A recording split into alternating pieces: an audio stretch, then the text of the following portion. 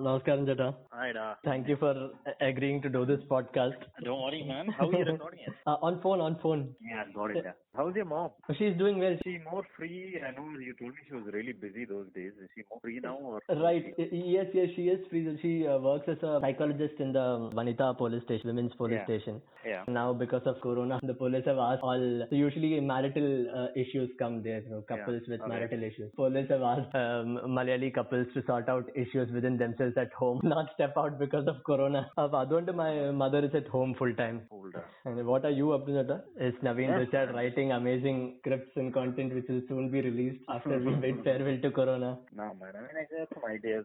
Developing ideas. Slowing down like a little bit. Today your voice is breaking, I think. No. 1 second. I'm just trying to get my headphones connected. Okay. Yeah, is this clear? Yes. Perfect. Yeah. So what else are you doing? I am reading and I am looking at birds. I have a bird feeder in my house. Walk to the terrace in the evenings and look at the sunset. Hi. Very not so hazy, I can see a lower parel from my terrace, which in Bandra you can always see lower parel, but definitely it's clear, Yes. I think I haven't mentioned this to you before. In fact, we met in 2016, I remember. So that time I didn't even know what stand-up comedy is. The thing was, I am this kind of person who keeps looking for Indians and Malayalis in every crowd. This is just to understand, where are they? When I just moved to Bombay in 2016, my cousins were telling me, so you keep doing this in stand-up. I think they were going to watch some stand-up comedy show in Bombay. So they were telling me about this that time. So that's when I came to know what stand-up comedy is. And then they were telling, you look for Mallus everywhere. Stand-up comedy scene in India is dominated by Mallus. 2016. And then they took your name. This is Kenny Sebastian, Abhish Matthew, Naveen Richard. There are only Mallus actually at the moment. There are only 3 out of. Then I immediately went and looked up because, Mallus, let me see what are they doing. And they said all 3 of y'all have huge fan following of people who go crazy. So I thought, let me understand what this is. And I found your content to be most relatable. I think that is because there's a lot of Malayalam and Tamil culture, language mix in your content than Kenny Sebastian's and Abhish Matthews. I grew up in Coimbatore, so definitely it's more ingrained in me. Coimbatore, where did you live in Coimbatore? Where did you study? Coimbatore, I grew up in Arapuram. I went to a place called GD School. Oh, yeah. GD Matriculation. I mean, back then there were, I think I only knew of Staines. Yes. GD School, I think Perks. There's Monies also. Monies and stuff like that. But I think I know GD and Staines were kind of on one level.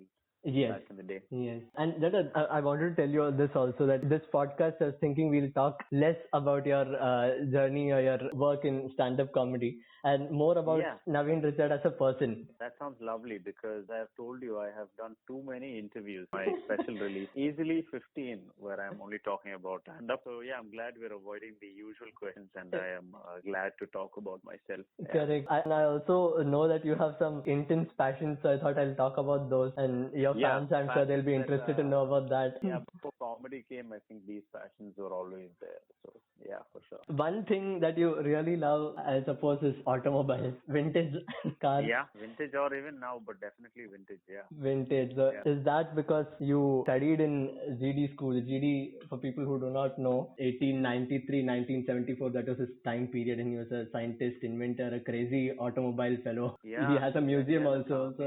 He has a car museum. Yes. So is that because of that?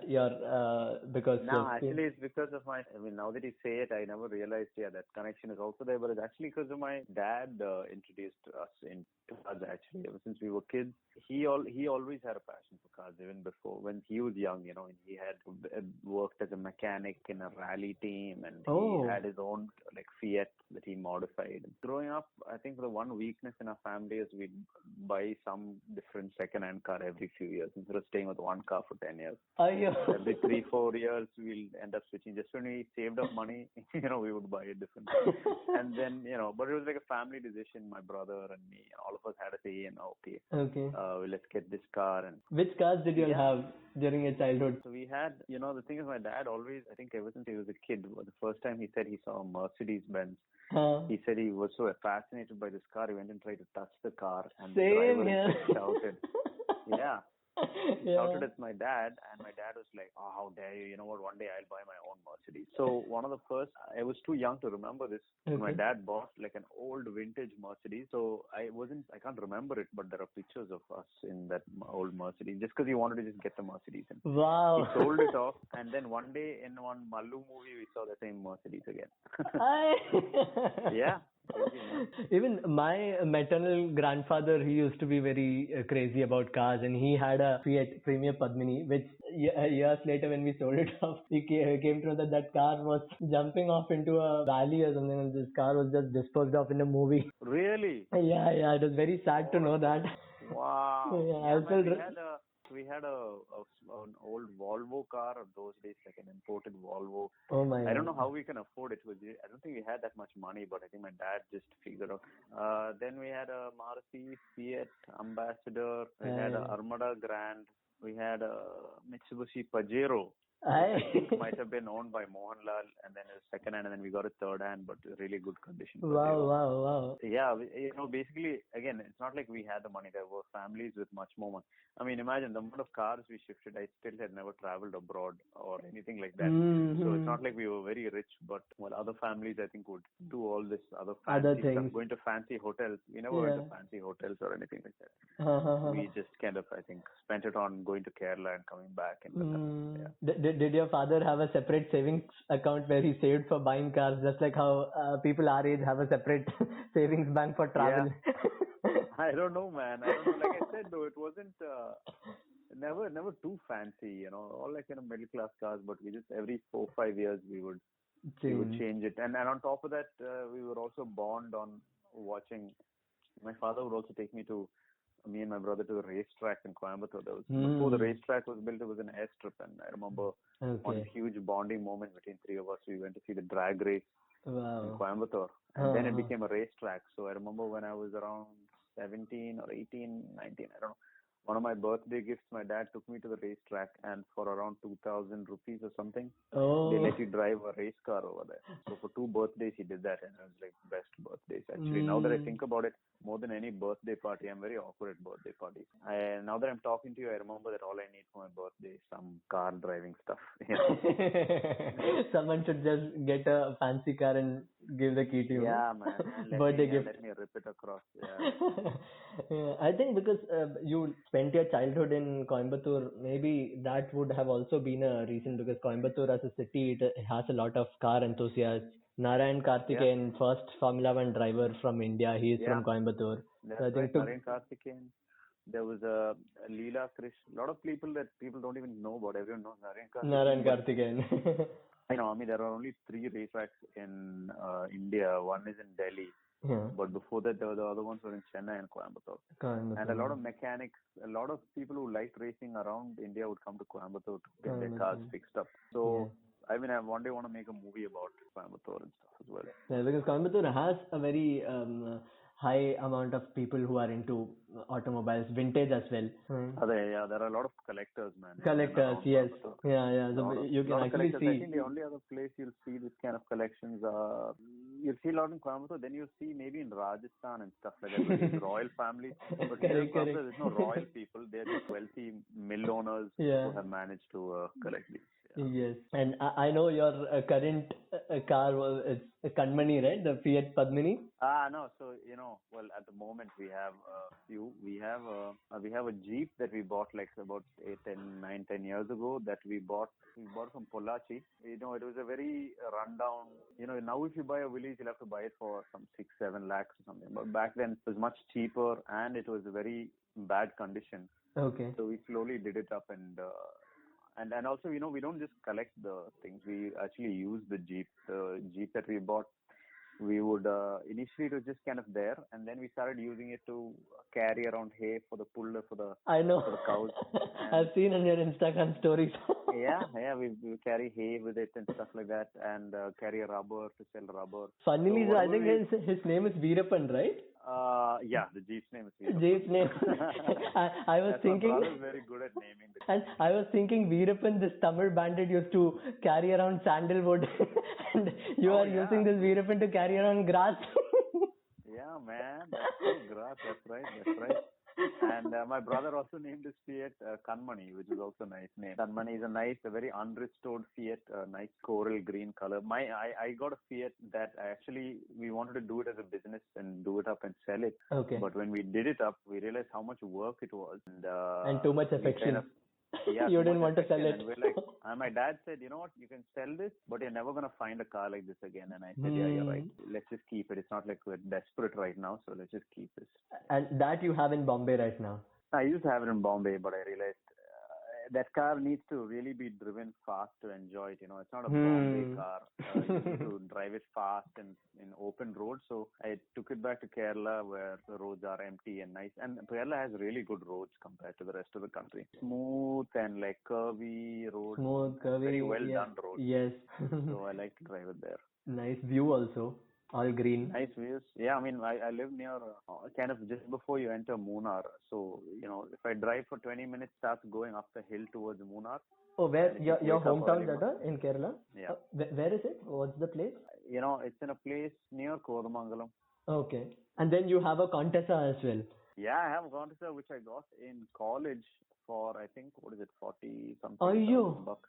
Okay. 49,000 bucks, and it had around 49,000 kilometers. My dad, basically, I wanted to buy a bike. I mean, I wanted to get something, but I knew my dad would never buy a bike because he was too scared to buy a bike. So then he bought this car for this 50,000 and he did it up slowly. And he spent a little bit more on it. I really liked it, man, because when I was in college, because till then I was actually using a cycle. And even after I had the car, I was, in college. Okay, so it's not like I got it in first year of college. I got it only in second, third year or something. Okay. So first 2-3 years I would walk to college and I never took the car to college, but I was a cycle guy.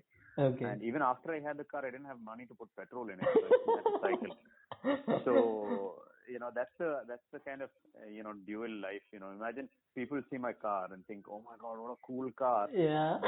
But it'll always be on empty. The fuel will always be on empty. I think Uruj made this joke. I don't know if I told her. She said, I mean, you look like the kind of guy the kind of guy who has money to buy the car, but he doesn't have money to put petrol. And it really hurt me when she said it because it's true. Yeah. This is back then. Now I have the money to put the petrol, but I don't have the time to drive it. And then you don't have the place also in Bombay because you're in Bombay. Yeah, in Bombay I only drive it like late at night, man. After 11 o'clock. Now in this lockdown also it'll be nice. But the problem, if I take my car during a lockdown, everybody will notice this car and be like, hey, that's Naveen Richard's car. And he's breaking the curfew, Negative publicity. Exactly. What is your brother named the Contessa?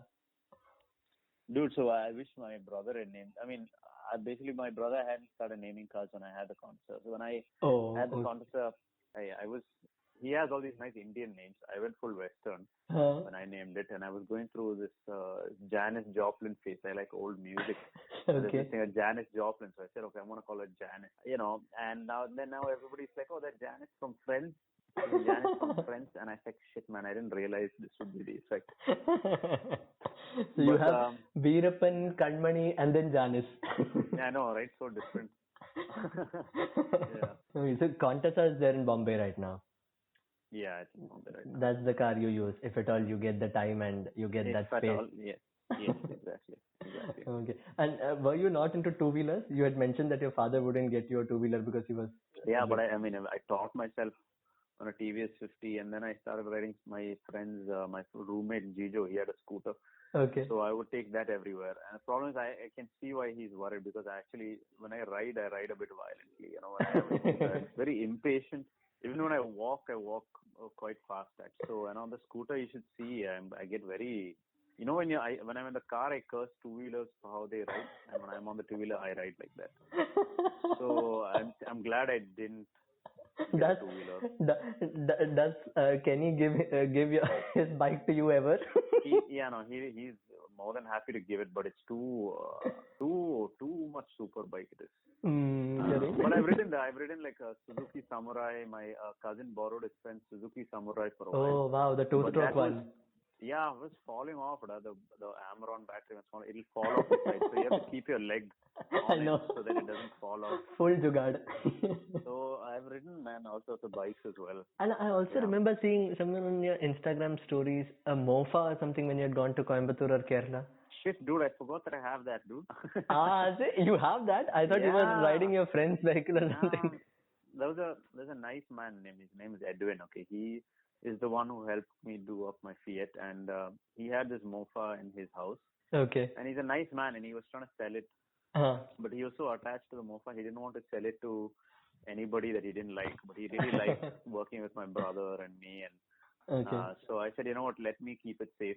He needed the money also. Okay. So then I bought it from him. It was kind of cheap because he knew us, but he was just happy that it'll go to a nice home. So I nicely painted it up in some nice colors, and now it's sitting inside my grandfather's living room in Coimbatore.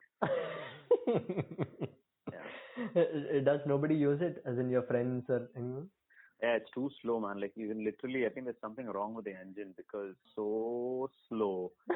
Like, any cycle, even if without putting effort, you can beat it. I've seen Mofa, but then I've never had my hands on that. But then I've heard it was a very famous bike back then. I don't know. Nobody seems to know of it, and clearly it's not anywhere. It's a very cute looking thing, and it doesn't even look like it has an engine. But I hope that one day, I wanted to bring it to Bombay, but it's so cute and it's so light that if I park it anywhere, someone can lift it. Someone can just. So I need to find the right place. Maybe I'll put a bigger engine on it and do something later. Let's see. Yeah. So your brother, I think he does all this, right? Rahul Richard, Jungle Raja. Yeah, his name is Rahul Richard, and I told him he should call himself Jungle Raja on Instagram. What does he do? He is into automobile industry, I guess, right? Yeah, he was a automobile journalist. By the way, by this point, I'm sure a lot of listeners who don't care about cars will have tuned off. That's okay. But then your fans, I'm sure they'll still want to listen. Your loyal fan following. Yeah, you can chop up the podcast into different bits. Naveen Richard on cars, and then Naveen Richard on his mofa. Yeah, more content, more pieces. Yes. Yeah. So my brother, he used to work for Flipkart, and then he one day decided he wanted to be an automobile journalist, which actually even I wanted to be one. But comedy kind of took off, and I don't know, I just never kind of got into it. Okay. But I always, automobile journalists were kind of like my celebrities. I'd read about them, and I had fans. I'd be like, I like this guy's writing, that guy's writing. So when my brother went into that field, I was kind of jealous actually, because he's talking to all these people that I'm like, oh my God, I know that guy, I know this guy. What the best part is, he'd get access to some very fancy cars, and sometimes he'd have to park it somewhere safe. So he'd come and park it in my house. Okay. And then I would get to not drive it, but at least go for a drive in it. Yeah. Even when I was 26, I could not drive the car. Okay, and I think recently this New Year's you all traveled in Veerappan along Kerala coast. Dude, basically my brother, he turned this Jeep into he wanted to go on expeditions, and he wanted to stay in the Jeep, and he basically got addicted to the mountains. And I'm sure we will come to my mountain. Yes, I later. have that. Yes. But my brother caught that bug later on, and now he went more extreme than me. So he kind of built a tent on it, and he spent about a year and all his savings, just like my dad, on the Jeep. Okay. And he wanted to bring it to Bombay from Kerala. And from here, he wants to ideally go to the mountains one day. So I said, you know what, it's been a while. I have never actually done a trip with my brother. We've always been talking about it. Okay. So I said, let me go down for Christmas. And then after Christmas, we drove back here for New Year's. Wow. So and Kerala... I got off in Goa. Yeah, it was a nice trip, man. On one night, we managed to stay on the roof. Okay. On a beach in Kerala. Nice. Then the next night we tried to stay on a beach in Karnataka, and it was an even more beautiful kind of scenery. But the cop came and chased us off. It was actually very dramatic, and I have all the footage. Very dramatic turn of events when full cop car came and told us to leave very politely. But because we were nice, and that too my brother was taking a bath on the side of the Jeep. Directly when he was taking a bath, the cops came. But it was a good little adventure, man. I'm into adventure, so it's good. So but then people ask about your crazy passion for nature and mountains, trekking, hiking. How did that come? Well, where did it start? I guess I would Is it again from Kerala, because you are surrounded by all greens all the time? Yes, you're good at this, my friend. Yes, mean, I didn't realize it too, but I think you know what? I have one more thing, Jata. Yeah, what is it? I think because of your school also in the Nilgiris. Yeah, but the earlier one, I actually never. I was gonna say something about school, but I think the earliest memory is me and my friends in our farm, like our rubber farm. Okay, in Kerala. Yeah, in Kerala, there was a manager's son, the maid's daughter, and one of the rubber estate workers' daughters, my brother and me. We were all friends, and we would, of course, usually we would just play in the jungle. Imagine playing hide and seek, but in the forest type. But it's not a forest; it's a rubber tree. Okay. So it's the biggest hide and seek place. So already you're, getting in touch with nature, and you don't mind getting your hands dirty and your feet dirty, and we'll go fishing in the streams and catch fish and fry them and eat them, all that kind of stuff. Then, but now that you reminded me, I have a nice early memory of one day we said, you know what, let's go walking as far as we can. And we started walking through our totem. Totem means farm. Yes. We started walking through our totem. Then we went into someone else's totem. And we kept walking. And people were like, hey, shouldn't we go back? And I was like, nah, let's see what's after this totem. After this one. And it was like an adventure. Imagine us little kids. We went from rubber farm to teak estate, teak plantation. Then we suddenly came onto a highway. And I was like, oh my God, we're on the highway. This is the part of the road and I was blown away. And then we walked all the way back. But that was my first memory of like an exploring adventure. And ever since then, I've been addicted to exploring new places. How old were you, Jata, when you did this hiking in through I'm really different bad farms? at remembering these ages. And if I was in front of you, I'll show you how tall I was. I was maybe 3 feet tall. But then, what standard in school? Maybe 4th, 5th, 6th? Let's say fourth or something. But I remember, going through a teak plantation. There was spider webs, and it was so much fun, scary, and adventurous. Correct. And ever since then, I've been on a lot of trips, which are, and that age when my parents found out how far we walked. I was about to tell you that would also have been a thrill that our parents don't know, but then still we are going through other people's farms also. They were quite pissed off that we went that far. They were like, "Are you crazy? We were gone for like 2, 3, or 4 hours. I don't remember." And they were like, because we didn't even inform anyone that we're going that far. But I was like and I've done this now that I'm thinking about it, dude. Sid, I've done this so many times. I've done stupid things where I call people and I take them far, and then we get stuck somewhere. Okay, so that's the first one. And then over and over again, next time I remember another. And we'd go there for summer vacation. Another time I said, let's go up to that rock, that far away rock.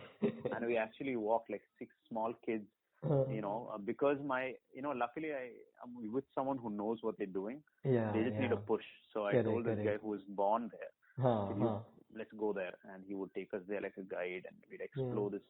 And I've been addicted, man. I've done. All this data you're saying, this is in Kerala, but then you were doing your schooling in Tamil Nadu, and you used to come here for your holidays, and that time you used to do all this with your friends. Yes. Those friends were from Kerala. I was from Kerala, but I realized, so I think these were the days when I was kind of fit. Now that I think about it, I'm actually fourth standard. I put on a lot of weight, and I became very unfit, and I joined the Scouts and Guides. In my school, in GD school, the Scouts and Guides, do you know? Yes, like NCC. Like NCC, but for much soft version of NCC. Yes. So they took us to Ooty, and they made us do a hike that one. We had to stay in tents. That was very exciting. Everyone else hated it, but I loved the experience of staying in tents. So they made us hike from somewhere, Kunnur to Dodabetta, and I was so unfit. I was the last guy. Everybody beat me. The guys, girls, everyone beat me. And I was like the last guy, and I remember being so ashamed, and that's a stark contrast to now when I'm like the biggest hiking buff, and I can climb as fast as anyone, So, so that's Scouts and Guides, and then it went on to, when I went to college, that's when my real love for mountains came, and you're independent. Because, you went to Christ, Bangalore. I went to Christ, and my first time going to the mountains was with a friend of mine in Christ College who said, hey, let's go to this McLeodganj. And I said, oh yeah, cool. And I was looking for a spiritual experience right from the beginning. Okay. Coincidentally, I've only found it now. What I was looking for 10, 15 years.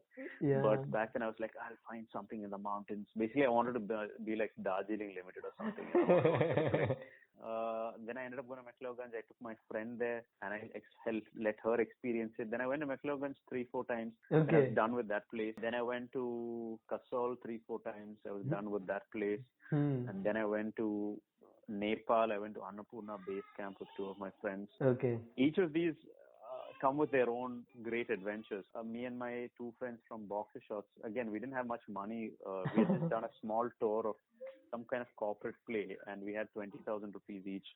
And we went to Nepal, and we didn't have enough money for food as we were trekking up. So my friends would steal like honey from restaurants and stuff to kind of eat along the way. We'd cook our noodles inside like a beer can. We'll make our own alcohol burning system.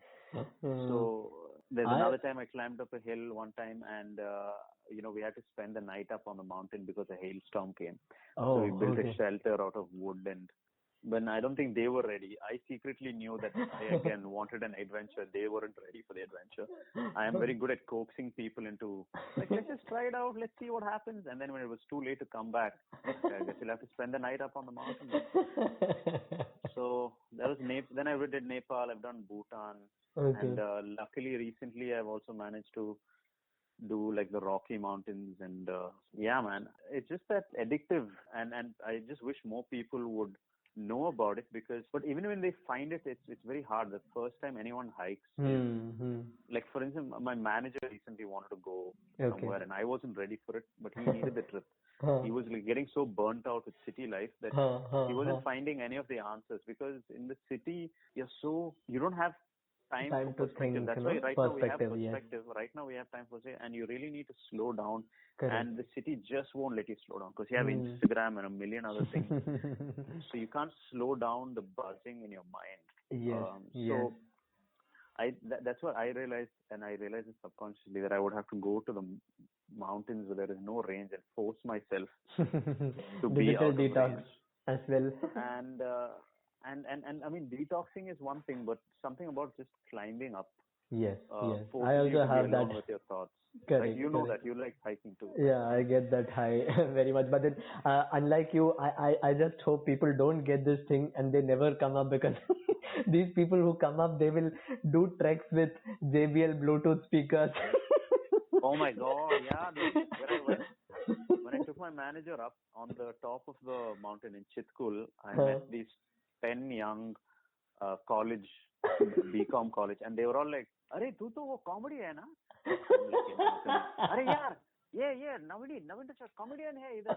And they had a huge Bluetooth speaker, really ruining the vibe of the place. And they were like, "Hey, kuch joke bolna."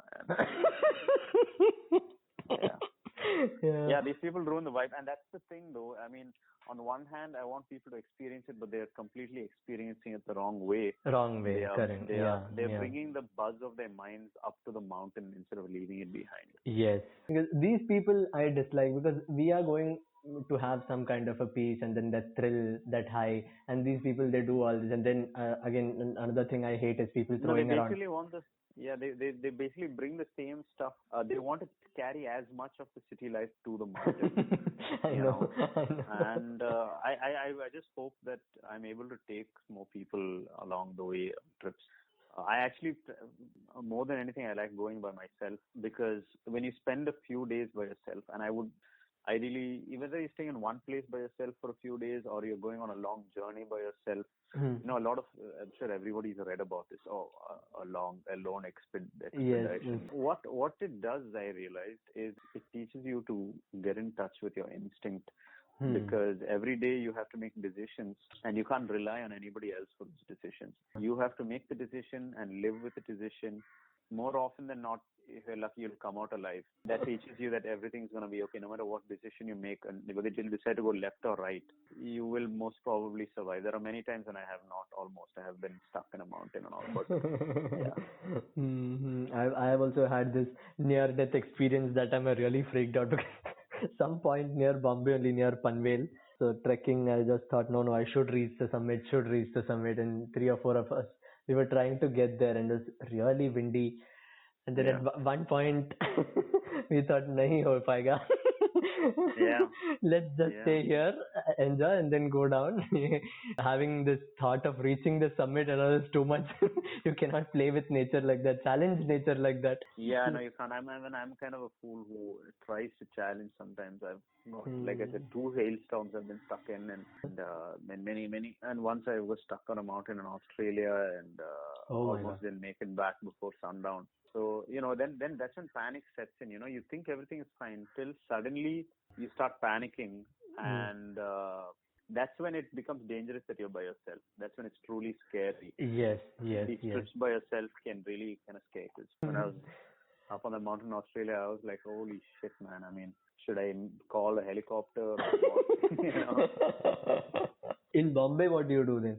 And these were in McNeilganj, Kasol, Australia, US. So when you are in Bombay working, of course, Yeah. Kerala will be a good getaway.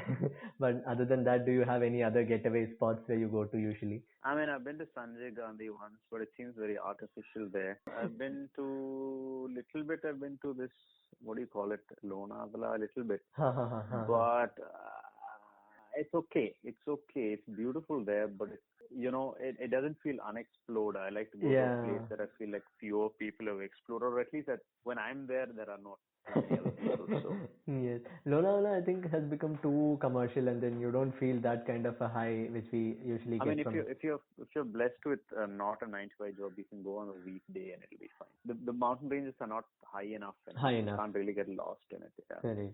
So for me, it has been all small treks, and I've not been to McLeodganj or Kasol even. But here, within in and around Bombay, these places, and of course in I wouldn't suggest Kerala. McLeodganj and Kasol anymore, because the third or fourth time I would go there, I already saw the people getting the crowds getting there, and that's why I want to get to as many places before population gets there, because it's inevitable that people are getting driven away from the plains, and they're all coming up looking for stuff or ruining it or whatever. But I'd say go out and explore, because I feel like the wilderness is only getting smaller, and few places try to protect it. Kerala does a good job of protecting it. Correct. Few places in Tamil Nadu as well. I've gone to Anaikatti recently. That's also nice, as in you don't feel too commercial. But basic necessities you will get. If there is something, you can go to the. Definitely. I think the Kerala Forest Department genuinely cares about it. Cares. Yes. And tell me more about your farm also in Kerala, the rubber farm. I think that also most of your fans would be knowing, because you keep sharing stories of flowers and fruits there. Yeah, man, that's it's my grandfather's type of thing, and basically all our families come from that place. We basically it's mainly a rubber farm, and my parents live from the whatever rubber that grows there. But we also we grow our fruit trees and things like that. So every once in a while we have passion fruit, mangoes will come in season. Trying to grow, we planted a lot of chili. We were like, oh man, harvesting it is too much work. We also try to have a cow dairy farm. I've tried to wash cows, and to be honest, I've never got the guts to milk a cow. I just don't know why. Same here. I studied in an agricultural university, but then I've never tried that. Somehow too scared. Yeah, I'm a little scared. I don't know why I'm scared of the cow, but one time I same here, Jada. That freaked out. Your energy has to be calm. Yeah, I'm not scared of dogs or even snakes also, as in non-venomous snakes, I mean. I'm not scared of snakes, but cows.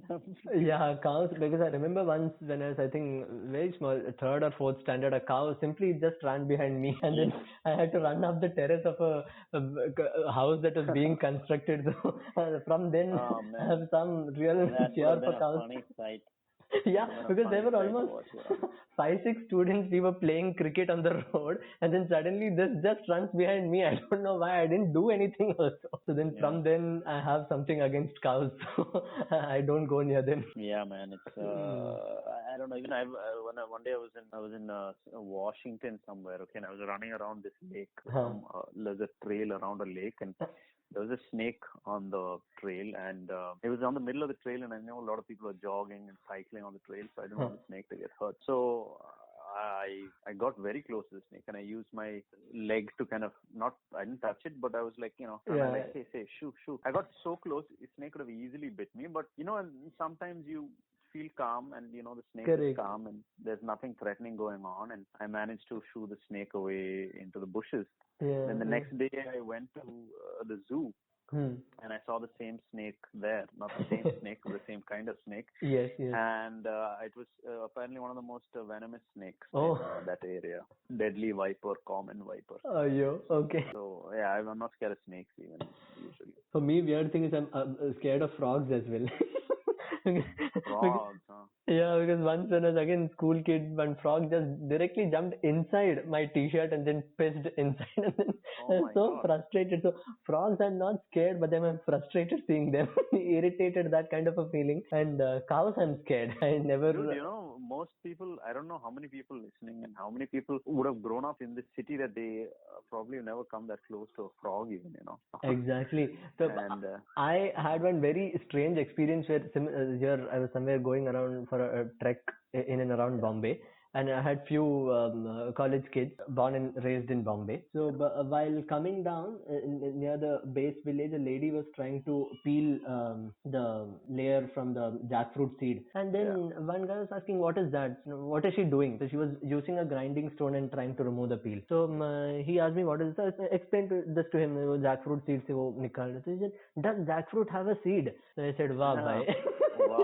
Because these people can't. Probably jackfruit ice cream and naturals. And that. And then otherwise, if they would have had natural jackfruit, it is just in that 20 rupees one cover where it is just that yellow edible portion. Seed is removed, everything is removed. So people don't even know how jackfruit is inside. Maybe they've seen the fruit on. But that's okay. You know what? Most people don't even know what jackfruit concept exists. So it's okay. It's forgivable. Recently, I tried jackfruit seed smoothie. Have you tried that, Zata? Seed smoothie? Oh. Yeah, that's kind of a new thing that's going on in Kerala. എല്ലാവരും jackfruit seed എടുത്തിട്ട് smoothie milkshake ഒക്കെ ഉണ്ടാക്കുകയാണ്. Yeah, quite new, right? Because we have found multiple. So seed must not be sweet. Right? Thing is, it is very bland. It doesn't have any taste of itself. Unlike the jackfruit, the edible yellow part, it just doesn't have any flavor. Yeah. I tried making it, and then I just added elaichi powder because then there is no other flavor. But then it is really thickening. So I thought maybe commercially, if you're making payasam, kheer or something, you can add jackfruit smoothie or shake to that so that it thickens. I mean, why don't they put the jackfruit pulp and the seed in the same mixie so that you get all the best? I don't know, jackfruit pulp and seed together I've not seen. Maybe I should try. This is jackfruit season and I'm in Kerala, so I can try that. No, I told you this because when I was trying this, I thought I'll put a small section of how to cut a jackfruit and how this fruit and seed is taken, because I wondered that most people wouldn't have seen how a jackfruit looks on the inside. Not a bad idea. So then, other than this, I think you love dogs also, because somewhere I have read you, if there's one segment of audience you would like to have, it is dog-loving petrol heads. Oh, yeah. Wow, I don't remember saying this. I know. I stalked your Instagram a lot. താഴെ പോയി ഏതൊരു പോസ്റ്റിൽ കണ്ടതാണ്. Some caption would come up with for some reason, but no, but then I know you love dogs because you have one Labrador on your farm, and then lot of stories when you go to Kerala. Yes. I think it's hard not to love dogs. So I know. I mean, I understand if you haven't got the chance, but if you don't like dogs, I'm like, okay, fine. You are scared of them. Okay, maybe you had a bad experience. But to say that dogs, I know a few people in my life who are like, dogs are not a big deal, blah blah. I'm like, you're not a good person. if you like I judge you. Bad mouthing dogs. Bad mouth dogs, if you're scared, I get it. But bad mouthing them, that's not cool, And if you only like cats and don't like dogs, that's also not nice. Try not to judge. You know what? I'm trying not to judge people nowadays. Cool, man. And one other thing, I thought, so these passions, and then why did you take up law? Because I also did that mistake. There is a meme, right? As in people do engineering in India and then they think what to do with their careers or what should they study further. Why did I do engineering even? I think most streams are like that. As in after 12th, somehow this education system, it doesn't give us that much maturity that we can by ourselves or our own interest be able to figure out what we want to do in life. So we'll just do some random thing. How was your case? How did you end up doing law then? Well, initially, I think when I got out of 12th standard, I mean, I taken arts and stuff, and so But I knew that I was trying to get myself motivated. Like, let me see if I can be motivated to do BCom. But I was lying to myself that I cared about it. So then I thought, I'll do journalism. And yeah, you said you wanted to be a journalist also, automotive. Yeah, but there was a career counselor who came to my school and boarding school, and he said, yeah, journalism, anybody can do journalism, but then your options get very limited if you do journalism. I said, okay, that kind of makes sense. And my dad was also like, take law, you'll get respect in this world, So I finally, I didn't buy all that, but I felt like I wanted to do humanitarian work. Okay. And I wanted to join the UN and stuff like that. And basically I wanted I think there was this inherent thing in me to still go on adventures and meet people. And so I thought, oh man, maybe I can go to Africa and do some humanitarian work. So I took up law thinking I'll do that. Well, but then into the next 2-3 years, I realized, man, this shit is too heavy. Too many books to read and too much to remember.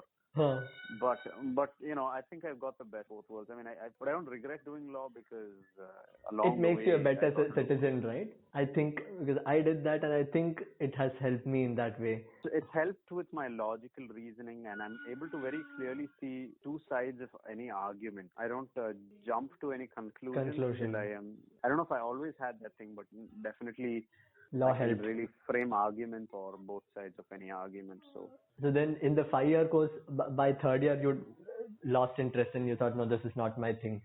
So then did stand-up comedy come after that, or was stand-up comedy somewhere there in you much before, maybe during school? I started acting and stuff like in college through, first in college, then outside college, and I started traveling with these plays within a big theater company, and from there I started doing stand-up. So I started traveling for stand-up, and all of this happened during college. So I was kind of always looking forward to my evenings. College was just something I had to sit and get attendance, collect attendance for. And I remember clearly I felt like I'm throwing my time into a black hole because it was not at all constructive for me, the time I spent sitting there. But whatever, I think, in a way, maybe truly spending time with your own thoughts and not trying to fall asleep or whatever. And I fall asleep very easily.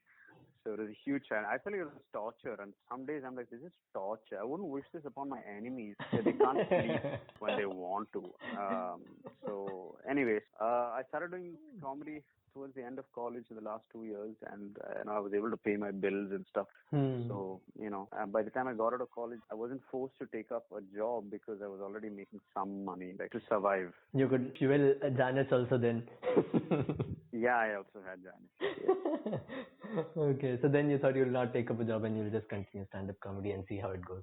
I was doing stand-up. I think I was always motivated. So I started a company with my friends, and I started a company to fund our sketch comedy because we always wanted to make movies together. And so we started a comedy collective, and we were making sketches, but we didn't have any money to pay a rent and shit. So we started a corporate video company.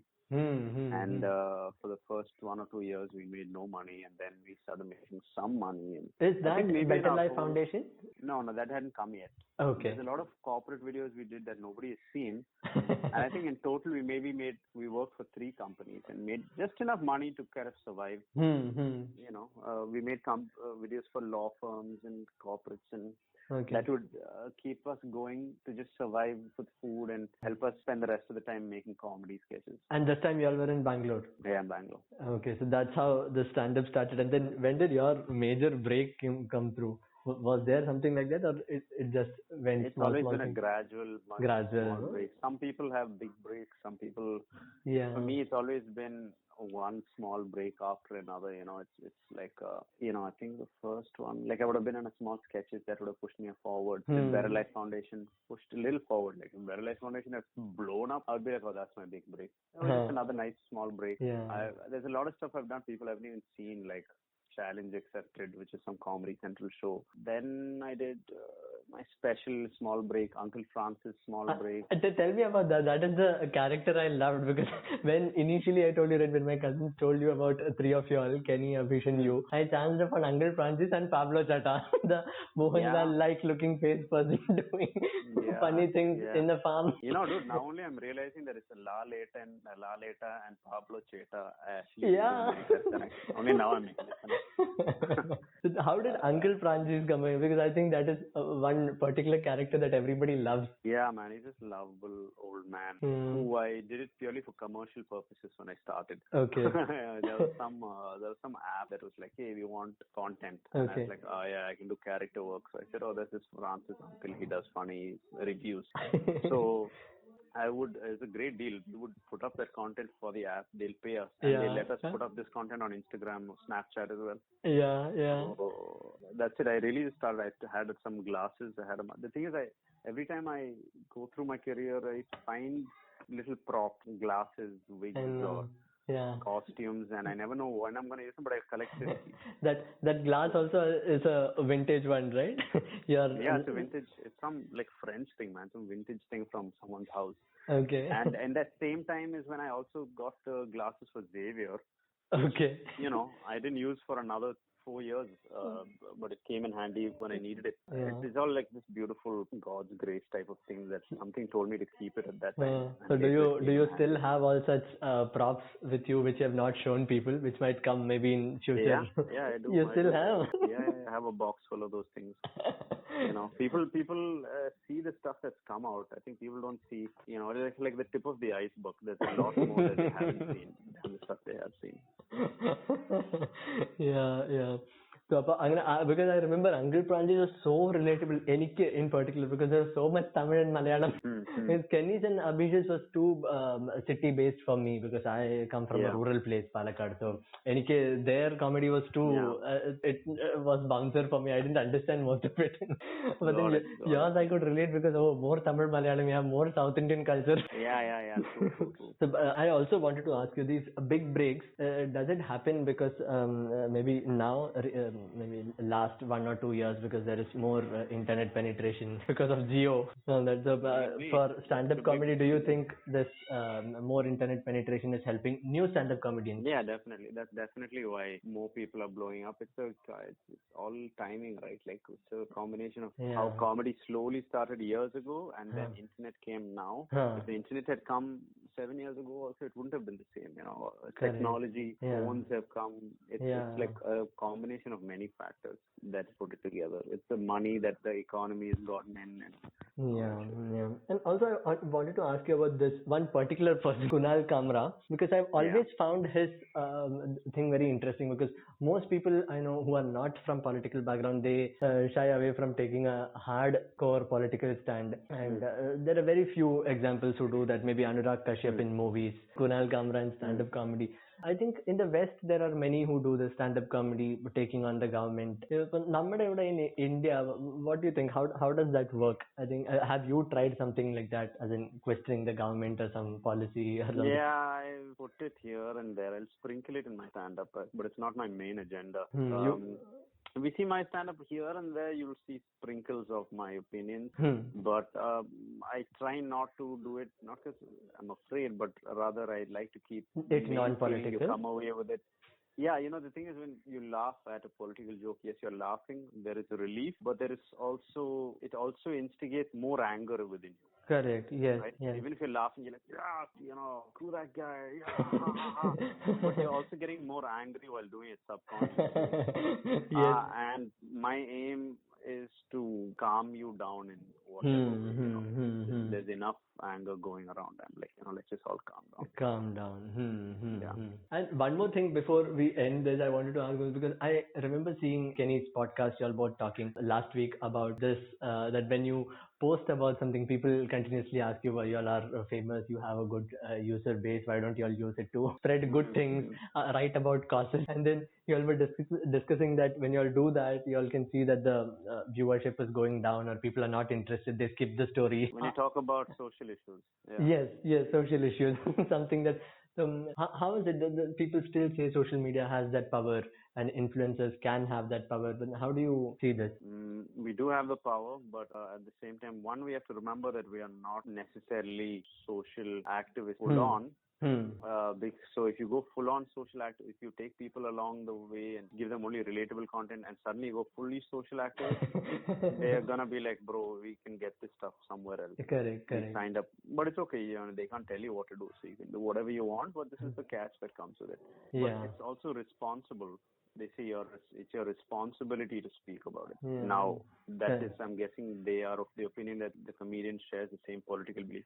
What if they say you're responsible to speak up, and then they speak up and it's not what this person wants? Then they'll be like, stop spreading.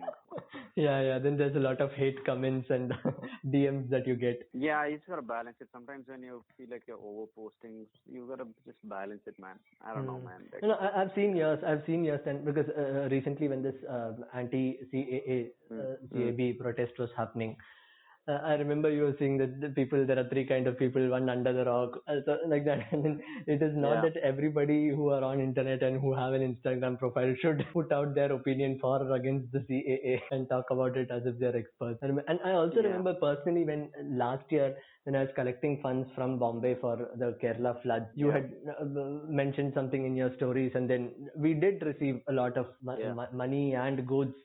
So I know, as in from my personal this with you, I know that I do it. Yeah, I kind of do it. I sometimes have to stop myself from doing it because I'm like, I'm sure everybody's talking about it. They don't need me to shout in their face.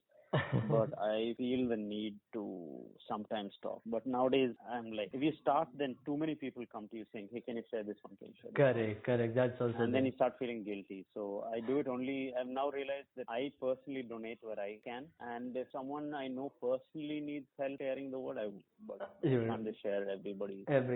Yes. It is nice that I loved this podcast. I'm hoping that people who are hearing, your fans, they will, because all my podcasts are long because I want people to speak about things that they're really interested in. So I'm sure all these cars, automobiles. Don't stop yourself from editing it down. I don't. So Sit Down does this itself as a caption or that interesting free flowing conversation. So there are podcasts that go for 1 hour. So I think ours is somewhere around 40 minutes or something. Still, I don't cut it down. So it is from start to end, same thing. Maybe I just increase the voice decibel level, because that might be low somewhere. And that also I just do Control A and increase because I don't know editing much. So just do Control A, decibel 150%. Okay. But then your idea is nice. I'll cut this into, then the podcast will be smaller. There, but then smaller contents, clips, and then wanted to ask this also, which is the car which you like to own now? Forget money or anything, just your dream car now. There's this new Land Rover Defender that's come out. If you Google it, you'll know. There's a new one it's an adventure car. Thank you. Thanks a lot. Thank you, man. Relive some old memories. Thank you. See you soon. All right, bye. Bye, Jada. Bye.